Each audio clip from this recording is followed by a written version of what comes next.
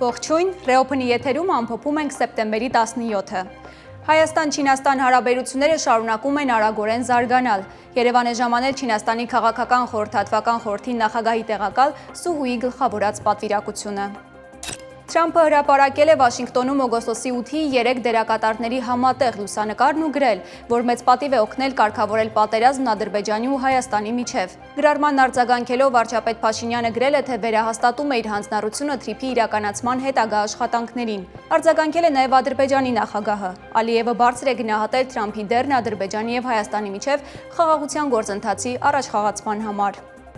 Իսրայելի պաշտպանության բանակը հայտնել է, որ իր 162-րդ եւ 98-րդ դիվիզիաները ընդլայնում են գործողությունները Գազա քաղաքում։ Ընդ որում, ըստ նույն աղբյուրի գնահատականների, քաղաքում մնացել է մոտ 3000 Համասի զինյալ։ Համասը Իսրայելի մեղադրանքներն անվանել է բացահայտ սուտ եւ հայտարարել, որ Իսրայելի ռազմական գործողությունները նպատակ ունեն ոչնչացնել Գազա քաղաքը եւ բռնի տեղահանել խաղաղ բնակիչներին։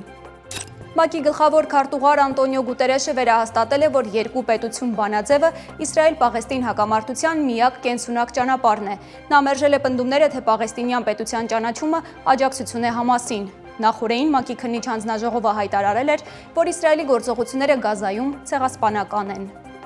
2025 թվականի օգոստոսին Հայաստան այցելել է 334 հազարից ավելի զբոսաշրջիկ։ Նախորդող տարի նույն ժամանակահատվածում Հայաստան այցելածների թիվը եղել է 300 հազար։ Այս տարվա հունվար-օգոստոս ամիսներին դեպի Հայաստան առավել շատ զբոսաշրջային այցելություններ գրանցվել են Ռուսաստանից։ Տարվա սկզբից մինչև օրս Հայաստան է այցելել 1.5 միլիոնից ավելի զբոսաշրջիկ։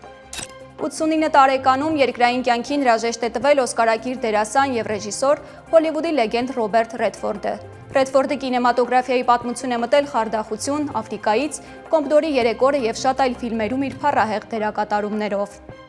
Այսօրվա նորություններին ավելի մանրամասն կարող եք ծանոթանալ հետևելով մեր լրատվական թողարկումներին։ Ես Մերի Դանիելյանն եմ։ Մինչ վաղը։